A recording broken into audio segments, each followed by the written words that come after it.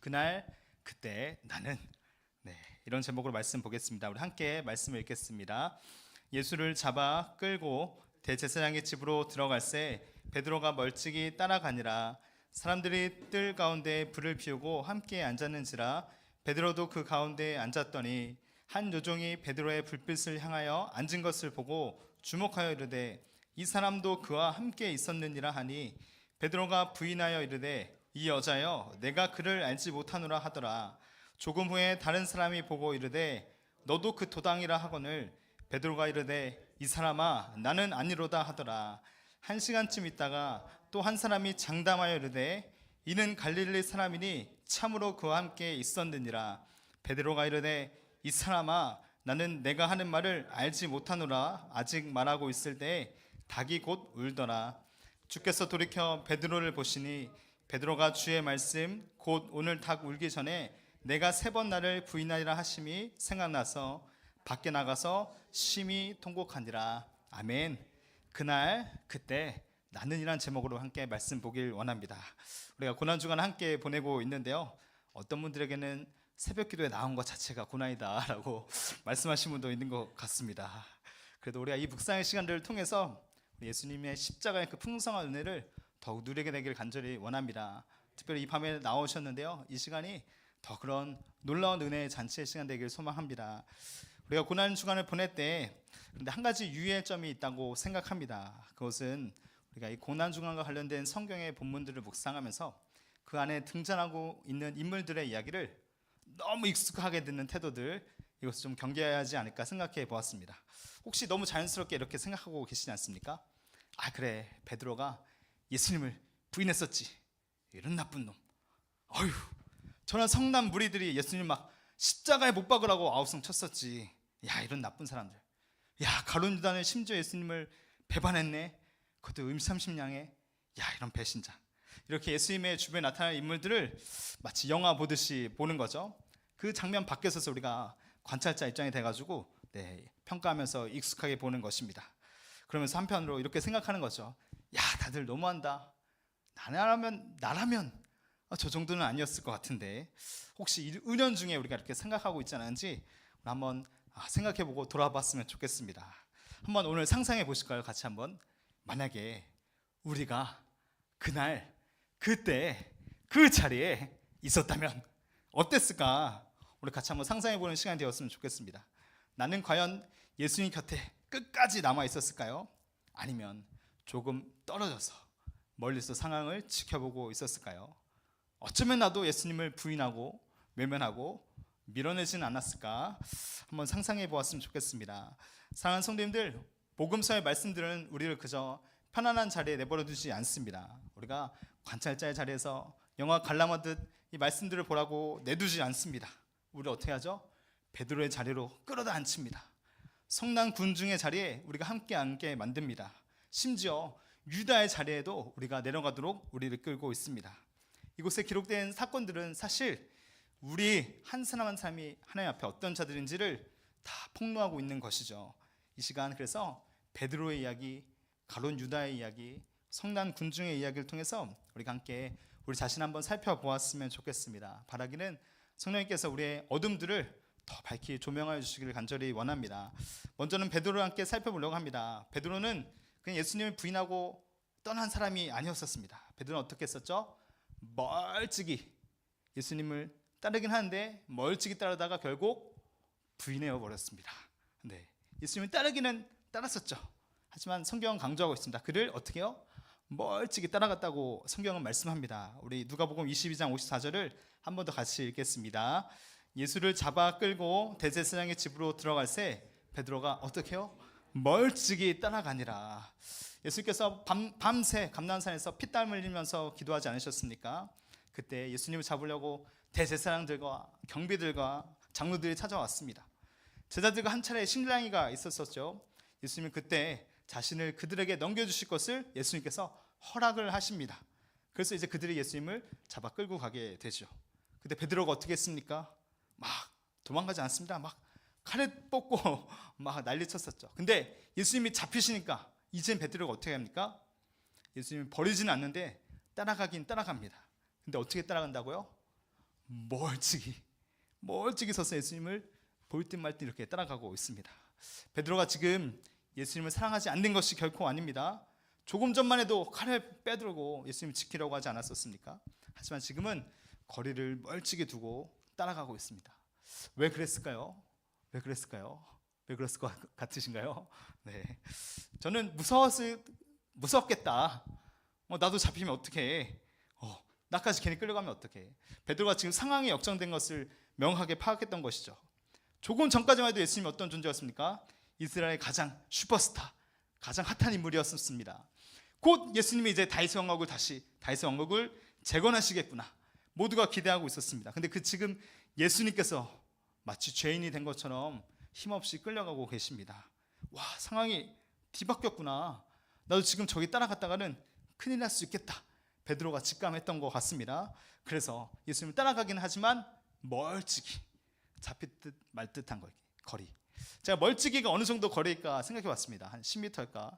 20m일까? 한 50m? 100m인가? 아마도 이런 거리인 것 같아요. 예수님을 이제 보일 듯 말 듯 따라가는데 누군가 갑자기 날 잡으려고 하면 바로 도망갈 수 있는 자리. 누군가 날 해코지하려고 하면 바로 뒤돌아서 멀리 언제든지 도망갈 수 있는 자리. 그 거리가 아마 이 베드로의 예수님과의 간극이 아니었을까 생각합니다. 이 베드로의 모습은 오늘 우리에게 질문을 던지는 것이죠. 나는 지금 십자가의 길을 걸어가신 예수님을 어떻게 따라가고 있는가? 나는 가까이 따라가고 있는가? 아니면 베드로처럼 저기 멀찍이 어느 정도 거리를 두고 따라가고 있는 것입니까? 예수님을 믿으며 살긴 하지만 혹시 내 삶에 손해볼 상황이 다가온다면 나는 어떻게 하고 있는가? 베드로처럼 혹시 조금 뒤로 물러서서 멀찍이 바로 어떤 내일에 손해가 끼치면 바로 예수님을 등 돌리고 돌아갈 준비를 하고 예수님 따라가는 것은 아닌가? 이렇게 한번 살펴볼 수 있는 것이죠. 차라리 예수님을 안 따르는 것보단 나은 것 같은데, 베드로가 그래도 예수님 안 따라가는 건 아니잖아요. 따라가니까 그래도 좀 나은 게 아닌가요? 라고 생각할 수도 있겠습니다만요, 우리가 우리 본문을 통해서 확인하게 되는 것은 결국 베드로의 모습, 결국 베드로와 같이 멀찍이 예수님 따라가다 보면 어떻게 된다? 결국 무너지게 된다는 것입니다. 성경은 계속해서 베드로의 모습을 더 자세히 비춰주고 있습니다.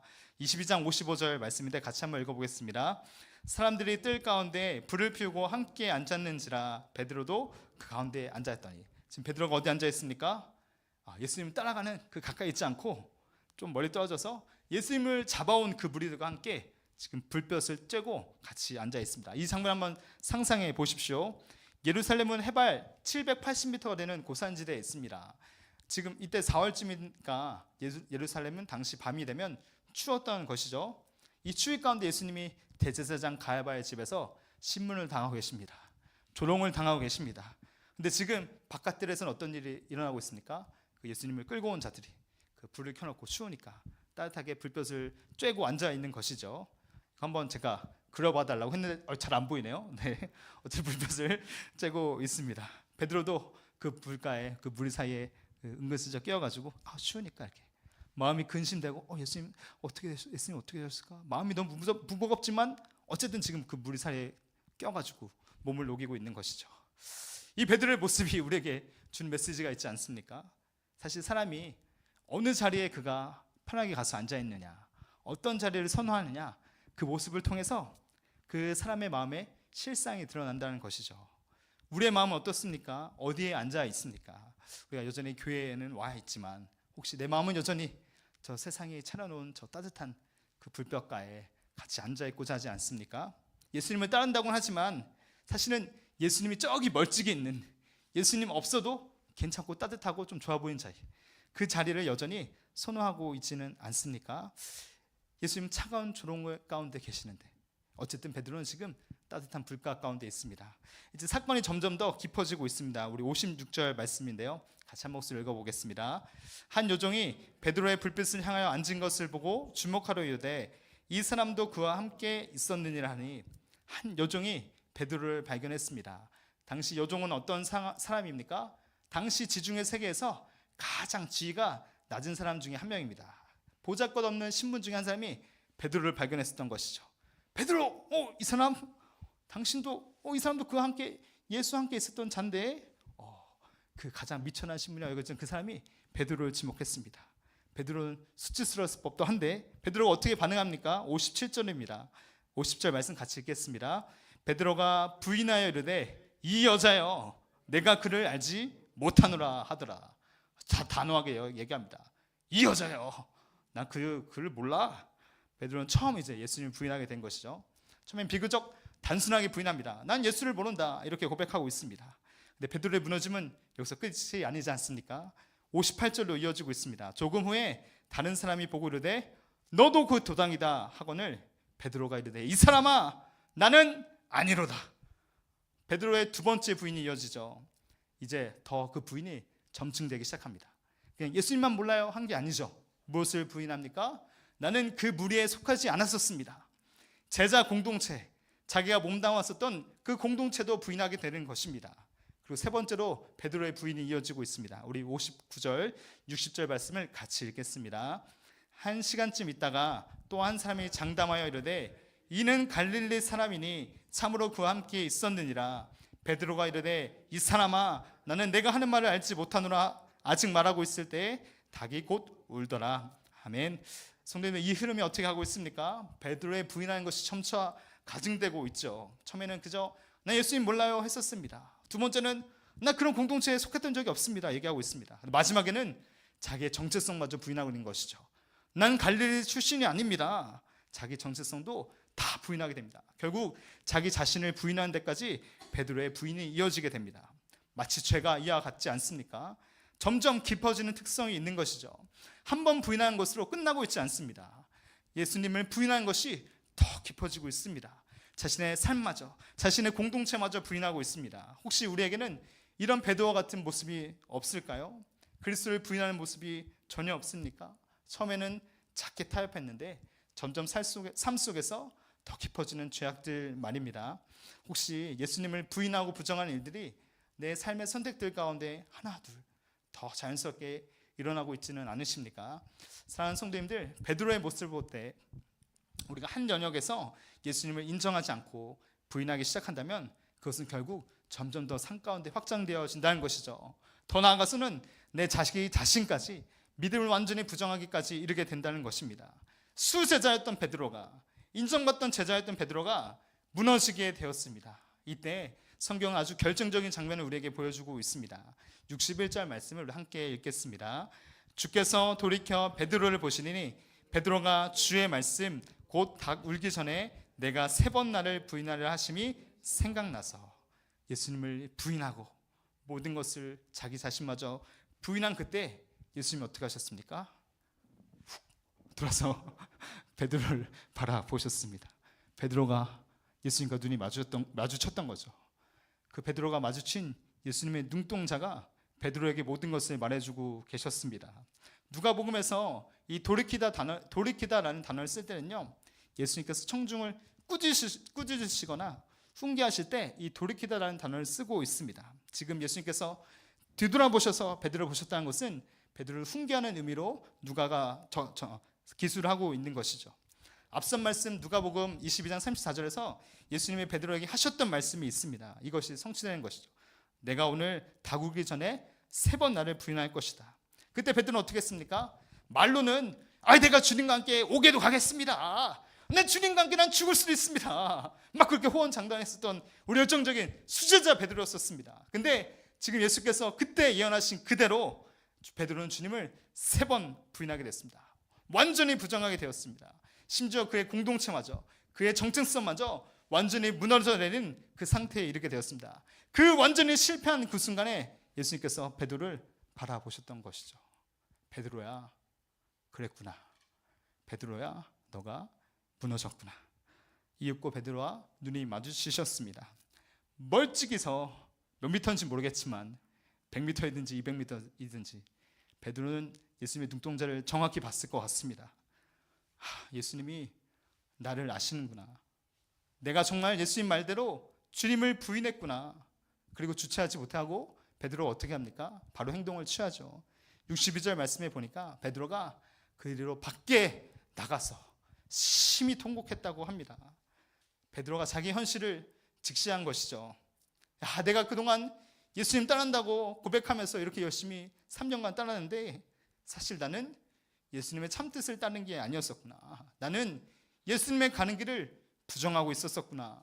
이것을 드디어 깨달게 된 것입니다. 지난 3년간 정말 수고하고 애썼는데 나는 결국 그 길을 따랐던 것이 아니구나.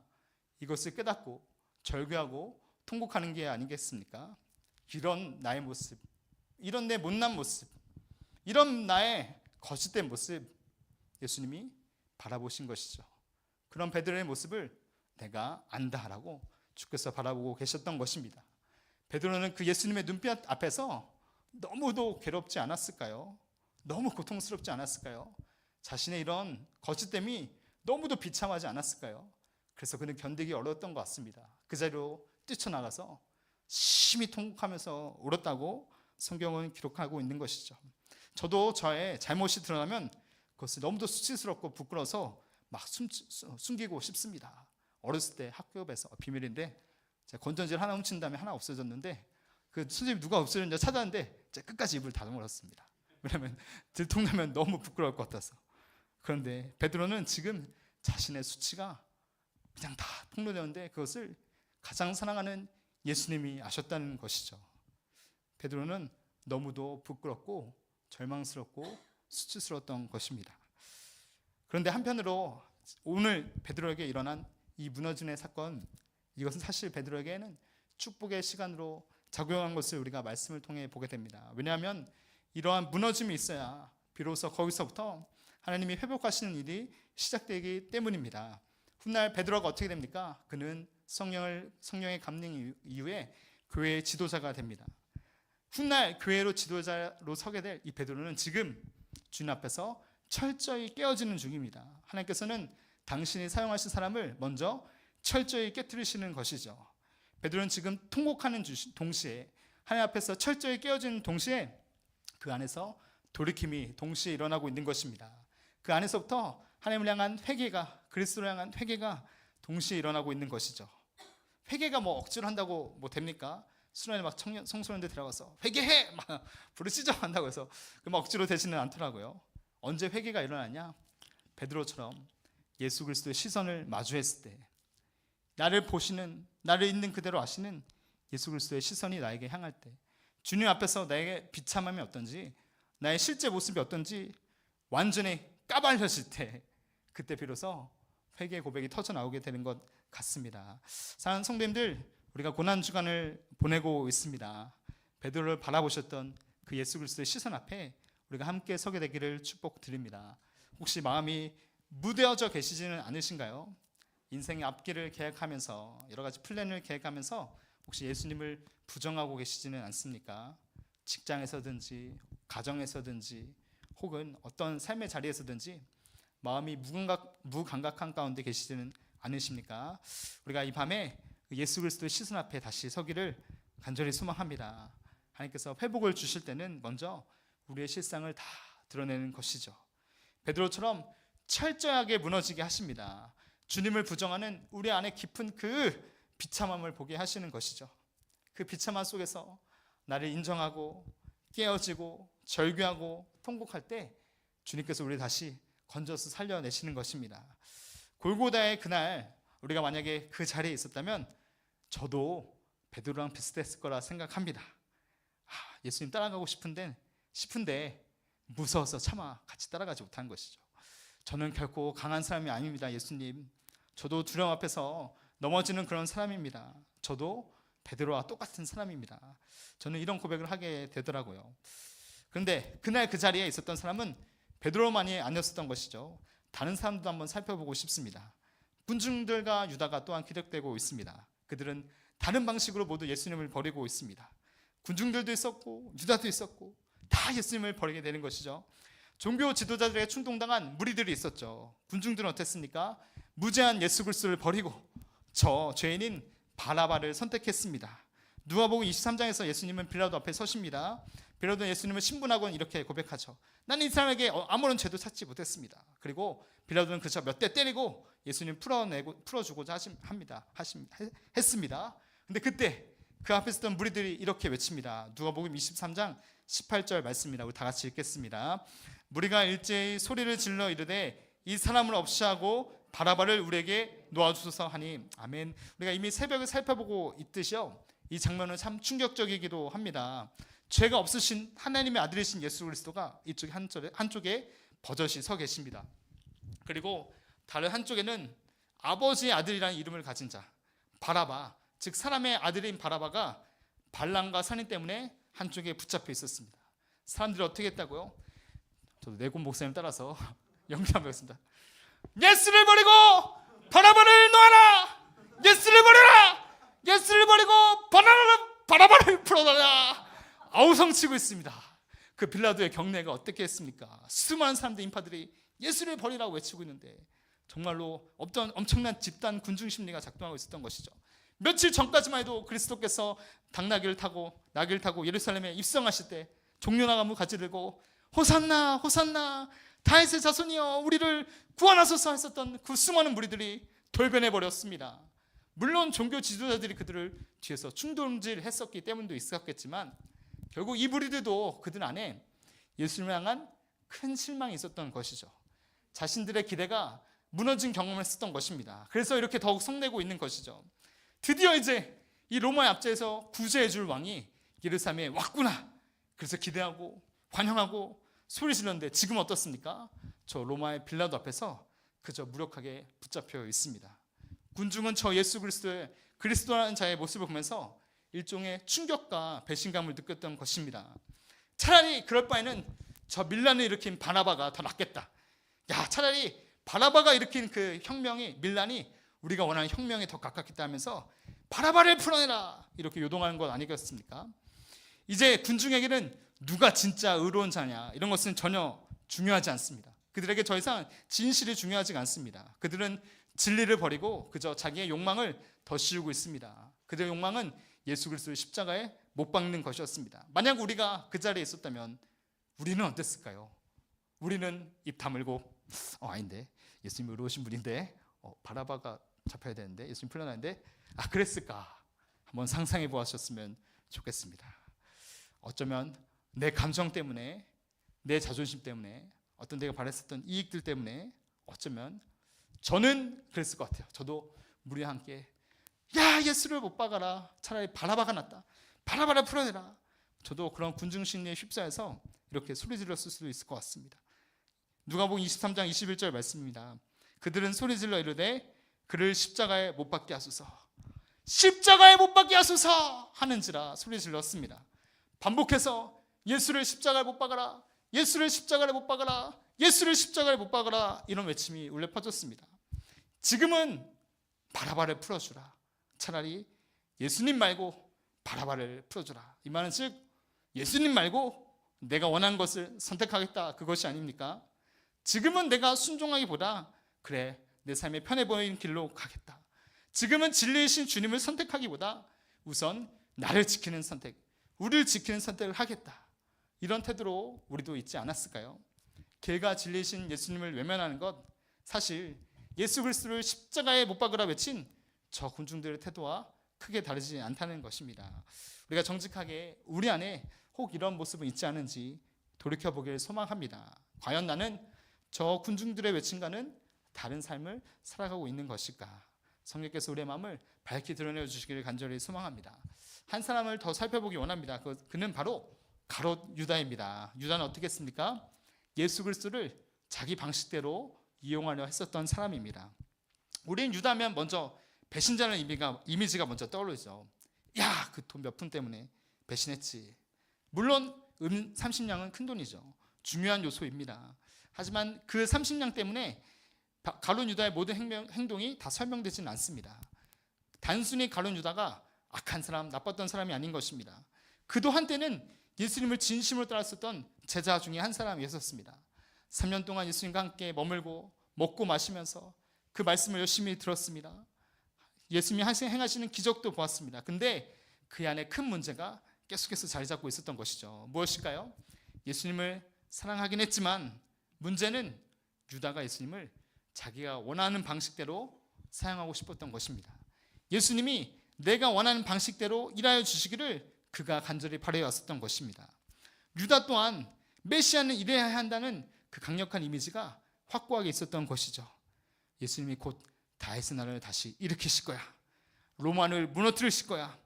드디어 그 권세와 영광이 밝히 이 땅에 드러나게 되겠지. 그런데 상황이 어떻게 흘러가고 있습니까? 시간이 지나갈수록 예수님의 길은 전혀 예상한 것과 반대의 길로 가고 있습니다.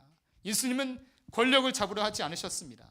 원수를 심판하고 무너뜨리지도 않으셨습니다. 오히려 순환 받으실 것을 얘기하셨죠. 오히려 죽음의 길을 말씀하셨습니다. 이 이야기를 듣던 유다의 마음 가운데 조금씩 균열이 생겨가기 시작한 것이었습니다. 이게 뭐지? 이건 내가 바랬던 그림이 아닌데, 내가 아는 이 메시아, 기대한 메시아는 이런 것이 아닌데, 이대로 간다면 이 땅에는 아무 일도 일어나지 않을 것 같은데, 야, 내가 생각하는 방법이 더 맞지 않을까? 예수님 이렇게 하셔야 되는데, 이런 갈등이 유다 안에 들끓었던 것 같습니다.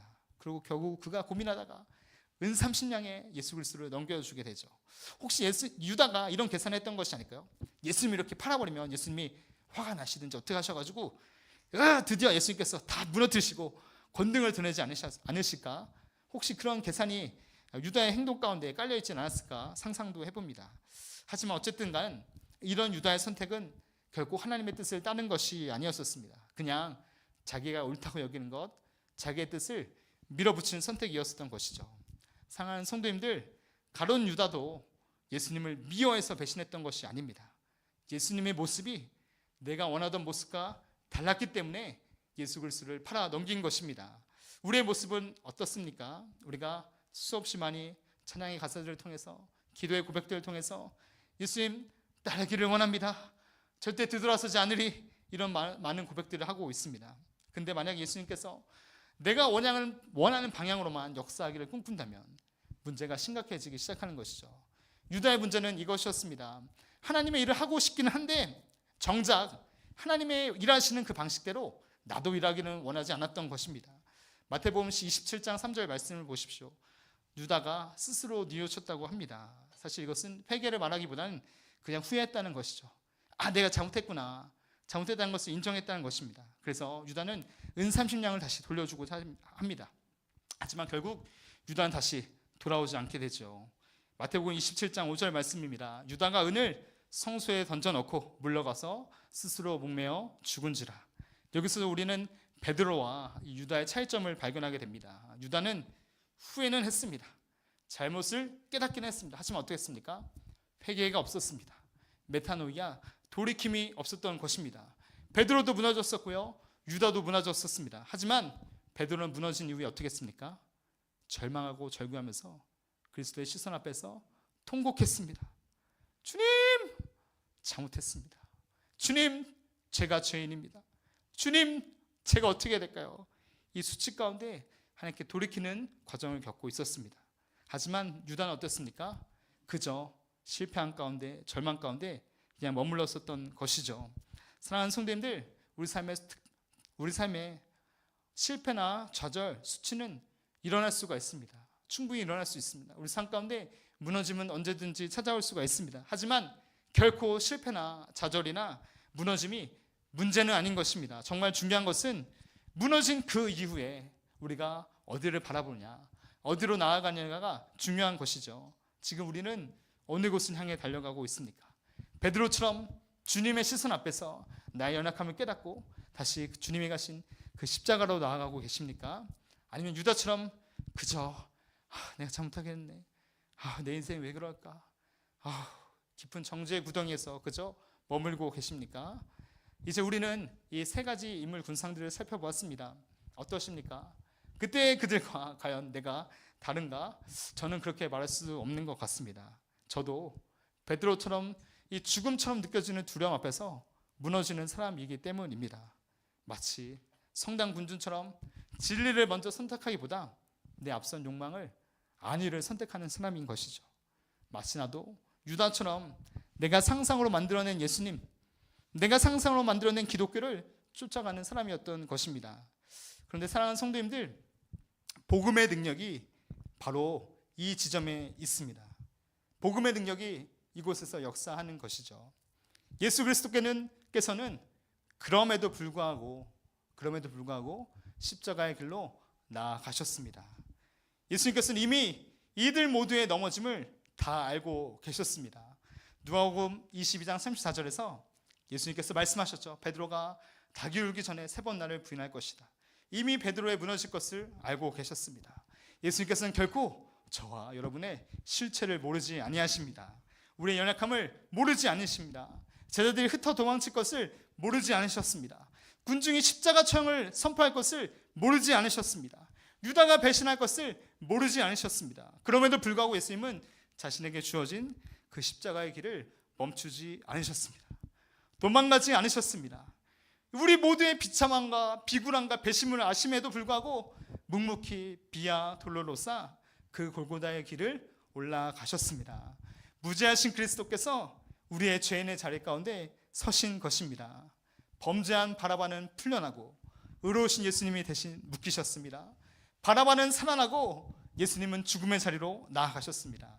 사랑하는 성도님들, 사실 그 십자가의 처형 앞에 매달려야 할 사람이 누구였습니까? 바라바입니까?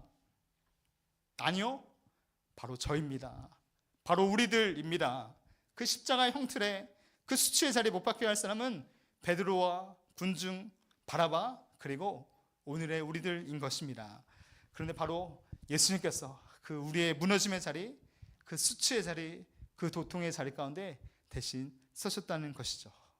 대체 왜 그러셨을까요? 대체 왜? 우리의 두려움을 아시고 우리가 넘어질 것을 아시고 우리가 배반할 것도 아시고 예수님 열심히 따르는 척하다가 또 마음 내킨 데 돌이킬 것도 아셨는데 예수님은 우리 연약함을 아심에도 불구하고 왜 묵묵히 그 길을 십자가의 길을 멈추지 않으셨냐는 것입니다. 왜일까요?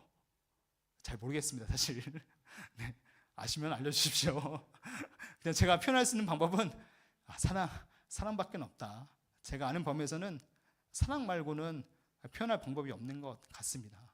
사랑 외에는 설명할 길이 도무지 없는 것 같습니다. 2000년 전에 그날 그때에 예수님을 십자가로 몰아갔던 사람, 그 사람이 바로 나였지만 그날 그때 예수님께서도 왜 십자가의 길을 기쁨으로 가셨냐? 바로 나 때문에 나를 사랑하셨다는 것 외에는 설명이 되지 않는 것이죠. 그렇게 베드로를 바라보셨던 주님, 군중을 바라보셨던 주님, 유다를 바라보셨던 주님, 그 그리스도의 눈동자가 오늘 여전히 우리를 바라보고 계십니다. 정죄하는 것이 아니죠. 다시 돌아와라 말씀하시는 초청의 눈빛입니다. 우리가 이 시간 이 주님의 크신 사랑과 은혜를 다시 한 번 더 기억하고 감사했으면 좋겠습니다. 우리가 찬양과 기도의 자리로 나아가길 원하는데요. 주님, 사실 저는 그들과 별반 다른 것이 없는 것 같습니다. 저는 여전히 주님을 부인하는 사람입니다. 두려움 앞에 언제라도 주님을 떠날 준비를 하는 사람입니다. 주님, 저는 죄 아닐 때문에 주님을 밀쳐내는 선택을 할 수 있는 사람입니다. 주님보다 내 뜻이 옳다고 여기던 사람입니다. 이런 나를 위해서 여전히 주님은 십자가의 길을 걸어가고 계시는군요. 우리가 그 은혜를 더욱 기억하면서 감사함으로 찬양하면서 기도의 자리로 나아가도록 하겠습니다.